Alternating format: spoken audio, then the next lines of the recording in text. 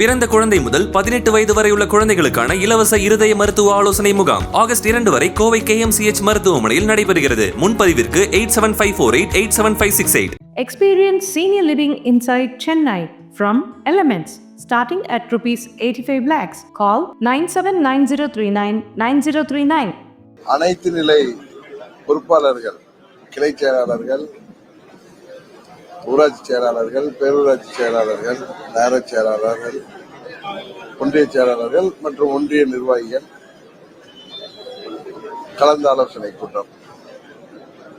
நீங்க எதுவும் கேட்கிறதுன்னா கேள்வி.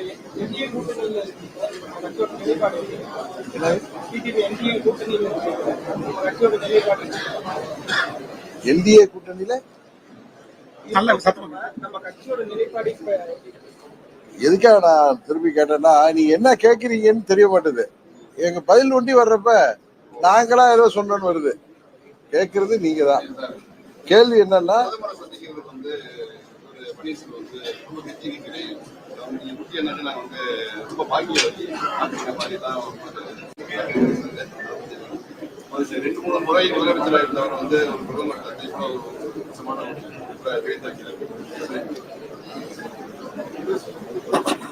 அதை பற்றி நான் பதில் சொன்னா அது நல்லா இருக்காது. அதனால அண்ணன் பன்னீர்செல்வம் அவர்கிட்ட பேசிட்டு உங்களுக்கு சொல்றேன். ஆட்சியில் பங்கு சொல்லி நீங்க சொல்றீங்க.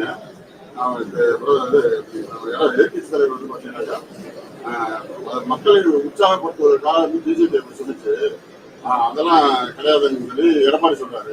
இது என்ன ஒரே முரண்பாடா இருக்கு? எங்களுக்குள்ள முரண்பாடு இல்லை. நாங்கெல்லாம் 2024 உங்களுக்கு தெரியும், தேசிய ஜனநாயக கூட்டணியில நான் அண்ணன் OPS அவர்கள்லாம் அந்த கூட்டணியில் சேர்ந்தோம். மோடி அவர்கள் 3வது முறையாக பிரதமராக வந்தால்தான் நாட்டின் வளர்ச்சிக்கும் பாதுகாப்புக்கும் நல்லது என்கிறதுல நான் அன்கண்டிஷனலாகவே சப்போர்ட் பண்ணேன். உங்களுக்கு தெரியும், தேசிய ஜனநாயக கூட்டணியில 24 தேர்தலுக்கு பிறகு புதிய கட்சிகள்லாம் வந்திருக்காங்க. இந்த கூட்டணிய குறிப்பா அம்மாவின் தொண்டர்கள்லாம் ஓர் அணியில இணைந்து நின்றால்தான், ஓர் குடையின் கீழ் இருந்தால்தான் திமுகவை வீழ்த்த முடியும். 21 திரு அமித்ஷா அவர்கள் செய்த முயற்சி அன்றைக்கு வெற்றிகரமாக முடியாமல் போனதால் திமுக வெற்றி பெற்றது என்பது ஊடகத்தை சேர்ந்தவர்கள் மற்றும் அரசியல் வல்லுநர்கள் எல்லாம் அது சொல்கிற கருத்து. பொதுமக்களும் அதைத்தான் சொல்கிறார்கள். அவருடைய முயற்சியினால இன்றைக்கு அம்மாவின் தொண்டர்கள், அது எந்த கட்சியாக இருந்தாலும், ஓர் அணியில் ஒரு குடையின் கீழ் வந்திருக்கிறோம். திரு அமித்ஷா அவர்களின் முயற்சி, அம்மாவின் தொண்டர்கள் ஓர் அணியில் இணைந்து திமுகவை வீழ்த்த வேண்டும் என்பது. அந்த நல்ல முயற்சிக்கு நாங்கள் ஆதரவு அளிக்கிறோம். அவர் சொன்ன கருத்துக்களை எங்கள் கூட்டணி, NDA கூட்டணியின் கருத்தாக நாங்களும் அதை பிரதிபலிக்கிறோம். இதுல முரண்பாடுங்கிற வார்த்தைக்கு என்ன இருக்குன்னு எனக்கு தெரியல. இது யாருக்கும் எதிராக சொல்றதோ, அதே மாதிரிலாம் எதிர்கருத்தோ குழப்பத்தை உருவாக்கவோ சொல்லல. திரு அமித்ஷா அவர்கள் ஏற்கனவே கூட்டணியை 24 தேர்தலில் போது இருந்த கூட்டணியை இன்னும் வலுப்படுத்தி இருக்கிறார். இன்னும் புதிய கட்சிகளை கொண்டு வர வேண்டிய முயற்சியில பாஜக கட்சி செயல்பட்டு வருகிறது. ஏன்னா ஒரே நோக்கம், திமுக வீழ்த்த வேண்டும். அந்த நோக்கத்துலதான் நாங்களும் அந்த கூட்டணியில இடம் பெற்றோம். நீங்க சொன்ன மாதிரி சில பேர் டிபேட்ல எல்லாம் அவங்க அந்த கூட்டணியில இருக்காங்களா இல்லையான்னு தெரியலங்கிறாங்க. அவருக்கு தெரியலன்னா அது அவங்களுடைய அறியாமை தான். அப்படி அறியாமை உள்ளவர்கள் திரு நயினார் நாகேந்திரன் அவர்களுக்கு ஏற்கனவே பதில் அளித்திருக்காரு. இப்பயும் அவர்கிட்ட தான் போய் அந்த கேள்வி கேட்கணும். கரெக்டு தானே? அதனால திரு அமித்ஷா அவர்களின் கருத்தை நானும் திரும்ப சொன்னேன். இதுல என்ன முரண்பாடான கருத்து கிடையாது. திரு அமித்ஷா அவர்களின் கருத்து தான் எனது கருத்து.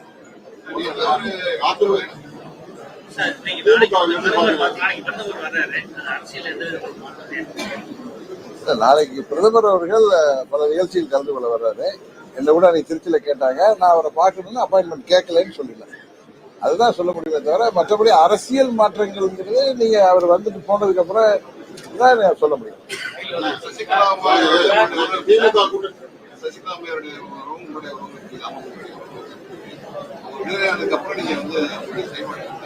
இல்ல, எங்க சித்தி அவங்க அடுத்ததுதான் அரசியல் கட்சியெல்லாம். சித்தி என்கிற முறையில டிடிவி தினகரனும் அவங்களுக்கும் நல்ல உறவு. சுற்றுப்பயணத்துல அதிமுக தொண்டர்கள் எப்படி எழுச்சியா இருந்தாங்களோ அதை விட அதிகமான எழுச்சியில் எடப்பாடி பழனிசாமி அப்படின்னு சொல்லி சமூக வலைதளங்கள் நிறைய கருத்து வருது. அம்மாவுக்கு இருந்ததை விட அதிக எழுச்சியில வந்து அதை பற்றி ஊடகத்தை சேர்ந்த நீங்களும் அரசியல் வல்லுநர்கள் தான் கருத்து சொல்லணும். நீங்க பாக்குறீங்க. நான் ரொம்ப பார்க்கலைங்க. நான் பார்க்கல. நான் சுற்றுப்பயணத்திலே இருக்கேன். அதனால எப்பயாவது ஒரு முறை நான் எங்க பார்த்துருக்கிறேங்க. டெய்லி ஒரு ஊர்ல இருந்துட்டு இருக்கேன். நான் காலை முறை கிளம்புனா நைட் வரைக்கும் சுத்துறோம். செய்யறாருன்னு தெரியும், தொலைக்காட்சியிலையும் பார்த்திருக்கோம். அதை பற்றி என்னுடைய கருத்து என்னன்னா, உங்களுடைய கருத்து என்னவோ அதுதான் என்னுடைய கருத்து.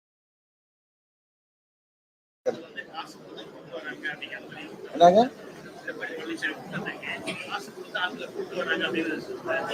எனக்கு தெரியாத ஒன்று அது தொலைக்காட்சியில வருது. நான் கூட இப்ப வண்டியில வர்றப்ப யாரோ எனக்கு அந்த லிங்க் அனுப்பியிருந்தாங்க, பார்த்தேன். நீங்க சொல்ற மாதிரி நாங்க ஏதாவது லிங்க் வரப்பதான் பார்க்க முடியுது, உட்காந்து தொலைக்காட்சியை பார்க்கறது முடியாது. நைட்டு 12 மணிக்கு போய் சேர்றோம், படுத்துடுறோம். அதே மாதிரி வருது. அதை பத்தி எனக்கு தெரியல. எனக்கு தெரியாத ஒரு கருத்தை ஒருவருக்கு எதிராகவோ ஆதரவாகவோ சொல்லுவவன் அல்ல. உங்களுக்கு நான் எதை வந்து சரி என்று நினைக்கிறேனோ அதை தான் எப்பயும் பேசுவேன். என்னங்க எங்க நிலைப்பாடை பொறுத்திருந்து பாருங்களேன். உரிய நேரம் வரும், நேரம் எல்லாம் பதில் சொல்லாது. அந்த நேரத்துல நானே சொல்லுவேன், அம்மா மக்கள் முன்னேற்ற கழகம் எப்படி வருங்காலத்துல செயல்படும் என்பதை நானே சொல்லுவேன். உரிய நேரத்துல நானே சொல்லுவேன். சார் பொறுத்திருந்து பாருங்களேன் சார். தேசிய ஜனநாயக கூட்டணி இல்லைங்க, தேசிய இன்னும் 6 மாதம் இருக்குங்க. அரசியல்ல 6 மாதங்கிறதே 6 நிமிஷங்கிறதே அரசியல்ல வந்து ஏற்படுத்தும். 6 நொடியில கூட மாற்றங்கள் வரும். ஏன்னா 2024 எங்க கூட்டணியில எந்தெந்த கட்சிகள் இருந்ததுன்னு தெரியும். இப்பொழுது எந்தெந்த கட்சிகள்லாம் இருக்கு, இன்னும் 6 மாசத்துல இன்னும் எந்தெந்த கட்சிகள் இருக்க போகுதுன்னு தெரியும். ஸோ என்னை பொறுத்த வரைக்கும் 2024, 26 ஜனவரியில தான் உங்களுக்கு ஒரு இறுதி சுற்றே தெரியும். அதாவது திமுக கூட்டணியில எந்தெந்த கட்சிகள் இருக்கு, என்டிஏ கூட்டணியில எந்தெந்த கட்சிகள் இருக்கு, இது இல்லாம எந்தெந்த கூட்டணி உருவாகுது, இதுதான் யதார்த்தம். அதனால உரிய நேரம் வரும் பொழுது அமமுக சார்பாக நான் அந்த நேரத்துல எனது கருத்துக்களை வெளியிடுவேன்.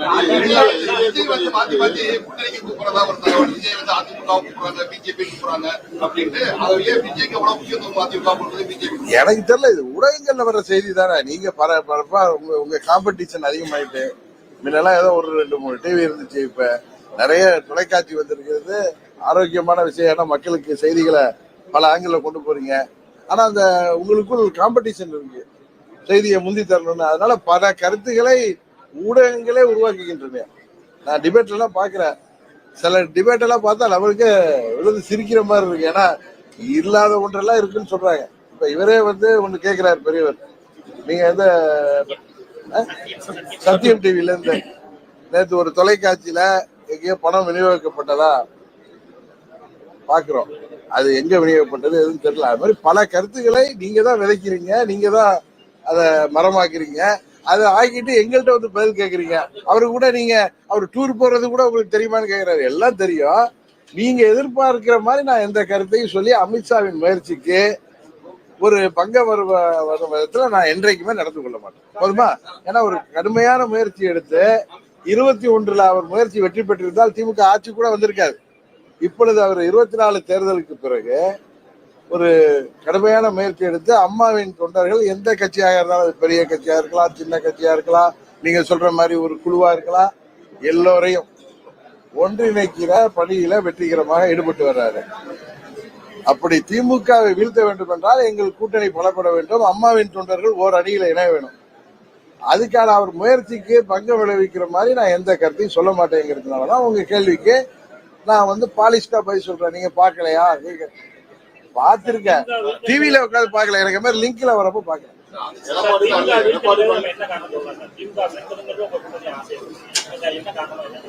திமுக சட்ட ஒழுங்கு சந்திச்சிருக்குது, அது யாரும் கேட்பீங்களான்னு பாத்துட்டு இருந்தேன். உங்களே திருப்பி உங்களை வந்து நான் கேள்வி கேட்க வரலாற்று இருந்தேன். நீங்க இன்றைக்கு நாங்கள் எடுக்கின்ற முயற்சிங்கிறது தான் மக்களுக்கான முயற்சி. அரசியல் எல்லாம் தாண்டி இன்றைக்கு சட்டம் ஒழுங்கு சந்திச்சிருக்குது. உங்க சிவகங்கை மாவட்டத்துல பாதுகாப்பாக இருக்க வேண்டிய காவல்துறைய ஒருவரை விசாரணைங்கிற பேர்ல கொலை செய்திருக்கு. அதை யாரும் கேட்பீங்களான்னு வெயிட் பண்ணிட்டு இருந்தேன். நல்ல வேலை இப்ப நண்பர் கேட்டார். நான் உங்களை திருப்பி வந்திருப்பேன். இந்த ஆட்சியில கஞ்சா, போதை மருந்து புழக்கம், எங்க பார்த்தாலும் கொலை, கொள்ளை, முதியவர்கள் குறிவைத்து தாக்கப்படுகிறார்கள். 3 வயது பெண் குழந்தையிலிருந்து 80 வயது மூதாட்டி வரை பாலியல் கொடுமைக்கு ஆளாகிறார்கள். அதுபோல கொலை, கொள்ளை எல்லாம் நடந்துச்சுன்னா அந்த யார் பண்ணாங்கிறத கண்டுபிடிக்க முடியல. ஒரு சிறுமி அன்றைக்கு ஒருவன் பட்ட பகல்ல வன்கொடுமை செய்ததை அவரை இன்னும் கண்டுபிடிக்க முடியல. அதே மாதிரி காவல்துறை இன்றைக்கு சுதந்திரமாக செயல்பட முடியாத சூழ்நிலை இந்த திமுக ஆட்சியில் இருக்கு. காவல்துறை ஏவல் துறையா இருக்காங்க. போகின்ற இடங்கள்லாம் பார்த்தா ஆளுங்கட்சி பேனர் வச்சா ஒரு வருடமா இருக்கிற பேனர் கூட கண்டுக்க மாட்டாங்க. எதிர்கட்சிகள் போஸ்ட் வச்சா கூட அதை போலீஸே நின்று கிழிச்சிட்டு இருக்காங்க. அந்த அளவுக்கு இன்னைக்கு நாட்டுல சட்டம் ஒழுங்கு மோசமான சூழ்நிலையை நோக்கி போயிட்டு இருக்கு. இன்னும் இளைஞர்களுக்கெல்லாம் வேலை வாய்ப்பு இல்லாம போதை மருந்து பழக்கத்துக்கு அடிமையாகி கூலிப்படைகள் தான் நாட்டில் அதிகமாக உருவாகி யாருடைய உயிருக்கும் பாதுகாப்பு இல்லாத சூழ்நிலை. முதல்வருக்கும் முதல்வர் குடும்பத்தை தாண்டி யாருக்கும் இன்றைக்கு பாதுகாப்பு இல்லை. அது போல விவசாயிகள் சாலைக்கு வந்து போராடுறாங்க, ஆசிரியர்கள் சாலைக்கு வந்து போராடுறாங்க. தேர்தல் வாக்குறுதிகள் எல்லாம் நிறைவேற்றாம ஏமாற்றுறாங்க. வந்து தேர்தல் நேரத்துல வீட்டு பெண்மணிகளுக்கு, குடும்ப தலைவிகளுக்கு 1000 ரூபாய் ஊக்கத்தொகைன்னு அப்புறம் அது 2-3 வருஷம் கழிச்சு எல்லாருடைய போராட்டத்துக்கு பிறகு அறிவிக்கிறப்ப அதுல தகுதி வச்சாங்க. இப்ப எல்லா பெண்மணிகளுக்குன்னு அப்ப இப்ப தகுதி கிடையாதா? அவங்களுக்கு எல்லாம் திரு அண்ணாமலை அவர்கள் சொல்வது போல இப்ப யாருக்கெல்லாம் அந்த தகுதி இவங்க கொடுத்து தேர்தலுக்காக சேர்க்கிறாங்களோ அவங்களுக்கு எல்லாம் கடந்த 2 ஆண்டுகளாக 1.5 ஆண்டுகளாக கொடுக்கறதெல்லாம் சேர்த்து கொடுக்கணும். அதனால இந்த ஆட்சி மக்களை ஏமாற்றுகின்ற ஆட்சி, மக்கள் விரோத ஆட்சி.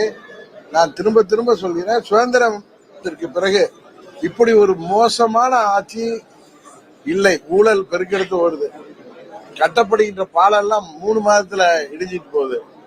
இன்றைக்கு கமிஷன் எல்லாம் 25%, 30% விலைவாசி உயர்வு போல் உயர்ந்து விட்டதாக பொதுமக்கள் பேசிக் கொள்கிறார்கள். அது மட்டும் எல்லாம் நீங்க கேள்வி கேட்காம நீங்க அதை பார்க்கலையா இதை பார்க்கலையான்னு கேட்கறது. இன்னொன்னு சொல்றேன், திரு அமித்ஷா அவர்களின் முயற்சியை தமிழ்நாட்டு மக்களுக்கு விடிவு காலம் வருவதற்கான ஒரு நல்ல முயற்சியில் ஈடுபட்டிருக்காரு. அதை நீங்க பாராட்டாம உங்க கட்சியில அவர் அப்படி ஒவ்வொரு கட்சிக்கும் ஒரு கருத்து இருக்கும். ஒரு கட்சி நாங்க தனியா ஆட்சி அமைக்கணும்னு நினைக்கிறோம், மற்ற இன்னொரு கட்சி கூட்டணி ஆட்சி தான் வேணும், நாங்க என்ன ஏமாளியா, நாங்களும் அங்க வைக்கணும், ஒரு ஆட்சி அதிகாரத்துல வரணும்னு நினைக்கிறோம். அது மாதிரி அம்மாவோ தலைவரோ இல்லை. இப்ப இந்த காலகட்டத்தில் ஒரு நல்ல ஆட்சி அமைஞ்சு மீண்டும் அம்மாவுடைய ஆட்சியோ புரட்சி தலைவர் ஆட்சி மாதிரி ஒரு நல்ல ஆட்சியை கொடுப்பதற்கு எங்கள் கூட்டணியால் முடியும் என்று நம்புகிறோம். அதுல ஒவ்வொரு தலைவர்கள் ஒன்னொன்னு பேசுவாங்க. இப்ப நான் ஒண்ணு பேசுவேன், இன்னொரு கட்சி தலைவர் பேசுவாரு. அதெல்லாம் நீங்கள் வேணாக்குலர் வச்சு பாக்குறத விட எங்களுடைய நோக்கம் திமுகங்கிறத தீய சக்தியை வீழ்த்தணும். அதுதான் தமிழ்நாட்டுக்கு விடிவு காலம்.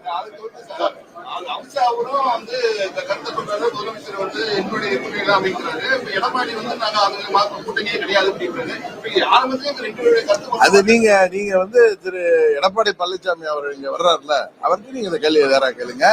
திரு அமித்ஷா அவர்கள் வரும் பொழுது அவர்கள்ட்ட கேளுங்க.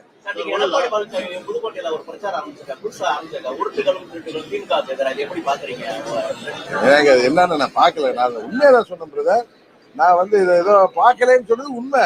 எனக்கு ஏன்னா நான் கிளம்புற எத்தனை மணிக்கு கிளம்புறேன், எத்தனை மணிக்கு போய் படிக்கிறேங்கிறத நாடோடி மாதிரி சுத்திட்டு இருக்கோம் நாங்க.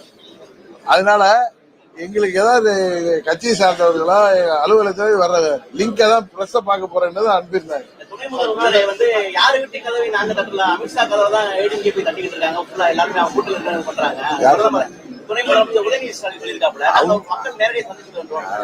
அதாவது திமுகவுக்கு தோல்வி பயம் வந்துட்டு ஏற்கனவே மக்கள் அவருக்கு கூட இல்லைங்கிறதுனாலதான் உங்களுடன் ஸ்டாலின் அப்படி எல்லாம் அவங்க வார்த்தை சாலங்கள் பண்றாங்க. ஒரே கேள்வி, 1000 ரூபாய்க்கு எல்லா குடும்ப தலைவர்களும் கொடுக்க போறதுன்னு தேர்தல் அறிக்கையில சொல்லிட்டு 2-3 வருஷம் இழுத்து பார்த்தாரு. பல முனைகள்ல இருந்து கேள்விகள் வந்ததும் பார்லிமெண்ட் தேர்தலுக்கு முன்னாடி பயந்துக்கிட்டு தகுதி அடிப்படைன்னு சொல்லி ஒரு சதவீதத்தை கொடுத்தாங்க. இப்ப எல்லாருக்கும் கொடுக்குறேன்னு வர்றப்ப அன்றைக்கு பார்த்த தகுதி இன்னைக்கு பார்த்தா எப்படி எல்லாரும் கொடுக்க முடியும்? ஸோ அவங்க வெறும் ஏமாத்து வேலை தான் இந்த ஆட்சியில் நடக்குது. வெறும் வெற்றி விளம்பர திட்டங்கள் தான். இந்த ஊடக வெளிச்சத்துல அந்த ஆட்சி இன்றைக்கு நடைபெற்றிருக்குது, கூட்டணி ஆட்சி நடைபெற்றிருக்குது. அந்த கூட்டணி கட்சி தலைவர்கள் எப்படி பேசுறாங்க அதை பத்தி கேட்க மாட்டீங்க. திரு சண்முகம் கம்யூனிஸ்ட் சிபிஎம் தலைவர் என்ன சொல்றாரு? தேர்தல் வாக்குறுதிகளை நிறைவேற்றினால்தான் நாம் மக்களை போய் சந்திக்க முடியும்னு சொல்றாரு. இதை விட ஒரு கருத்து உங்களுக்கு தேவையா? இந்த ஆட்சி எப்படி இருக்குங்கிறது. அதனாலதான் நான் திரும்ப திரும்ப சொல்றேன், எங்களுடைய முயற்சி என்பது தமிழ்நாட்டு மக்களுக்கு விடிவு காலம் வர வேண்டுங்கிறதுக்கான முயற்சி. தயவு செய்து எங்கள் முயற்சிக்கு ஆதரவாக இருக்கிறீர்களோ இல்லையோ, தேவையில்லாத கேள்விகளை, உங்களுக்கு தோன்ற கேள்விகள் எல்லாம் உங்களுக்கு சொல்லிக் கொடுக்கிற கேள்விகளை தயவு செய்து கேட்காது. வெற்றி பெறும் சொல்றாங்க. போராட்டம்லாம் வந்து என்டிஏ கூட்டணி தான் வெற்றி பெறும் எடப்பாடி பழனிசாமி சொல்றாங்க. உங்களுக்கே பேச்சுவார்த்தை நடத்தல இல்லை சார்? பேச்சுவார்த்தை நடத்தல. அப்புறம் விஜய் கலை போடுறாரு, சீமான் கலை போடுறாரு. இது வந்து எப்படி சார்?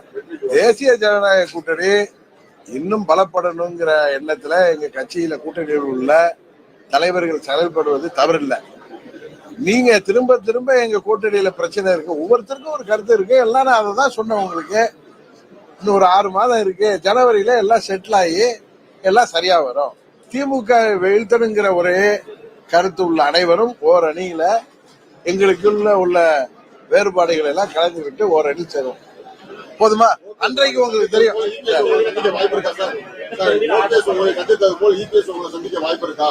நான் யூகத்துக்கெல்லாம் பதில் சொல்ல இல்ல யூகத்துக்கெல்லாம் பதில் சொல்ற வழக்கம் என்ற கேள்வி கிடையாது.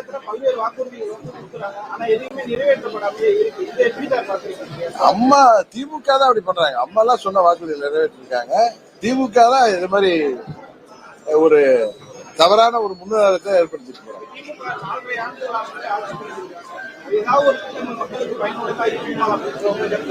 ஏதோ 1-2 திட்டங்கள் பயனுள்ளதாக இருக்கும், இல்லைன்னு சொல்லல. ஆனா இந்த ஆட்சி 7.5 ஆட்சியா நடக்குது. தமிழ்நாட்டுக்கு விடிவு கிடைக்கல. விடிவை இனிமே நாங்க தான் உருவாக்கி தரோம். அதான் உண்மை. நேரு அவர்களுக்கு பிறகு 3வது முறையாக மாண்புமிகு மோடி அவர்கள் பிரதமராக பெரிய சாதனை தானே. நீங்க தேர்தல் நேரத்துக்கு மார்ச் மாசத்துல யாரு வேட்பாளர், எங்க கூட்டணி வேட்பாளர்னு உங்களுக்கு தெரிய வரும். அது வரைக்கும் பொறுமையா இருக்கு. அதெல்லாம் ஜனவரி மாசம் உங்களுக்கு தெரியுங்க. நிறைய தொகுதியில அந்த பேச்சு வருது. அன்னைக்கு திருப்பத்தூர் வந்தப்ப இந்த பேச்சு நீங்க தான் கேட்டீங்க. அங்க முதுகுளத்தூர் போன போய் கேட்டாங்க. எங்க போனாலும் கேக்குறாங்க. எங்க கட்சி எந்த தொகுதியில போட்டியிடுவோமோ அந்த தொகுதியில உறுதியாக போட்டிடுவோம். அதுல எந்தவித சமரசமும் இருக்காது. புரியுதா? அதை ஒட்டி நான் சொல்லுவேன். இல்ல 234 எங்கள் வேட்பாளர்கள் தான். அதுல அமமுக வேட்பாளர்கள் உறுதியாக தகுதியானவர்களுக்கு அவர்கள் போட்டியிடுவார்கள். உங்க ஆசைப்படி வெற்றி பெறுவார்கள்.